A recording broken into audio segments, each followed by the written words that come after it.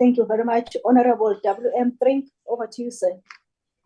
Thank you, Chair. Honorable House Chairperson, the ACDP wishes to acknowledge the behind-the-scenes work done by our committee chair, the Honorable Hermans, in ensuring that as many political party members were able to attend as possible, thus ensuring a multi-party delegation present. Outside of austerity measures, this ought to be the benchmark for all portfolio committees. The ACDP notes that our Special Economic Zone program, as part of the Reimagine Industrial Strategy, was purposed to stimulate local and foreign direct investment, but worryingly is falling far short of its intended purpose. And this has been acknowledged in this report with the admission that our manufacturing base is in decline. This stands in stark contrast to the FEZs in South Korea, which serve as a catalyst for industrialization and economic growth. Although South Korea is not a naturally resource-rich country, it focused on exporting value-added goods. In 1961, some of the major exports were silk, tungsten, squid, and fish.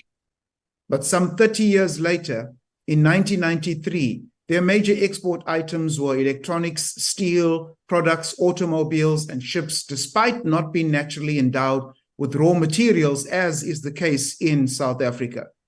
This is a good example of the implementation and execution of good economic and industrial policies. An economic marvel took place in South Korea, where in the 1960s, it was an agrarian society with farmers making up 70% of the population. The export-focused, market-driven industrial policies, the development of human capital, respect for science and technology, and the strong governance were main drivers of the South Korea's economic success in the 1960s.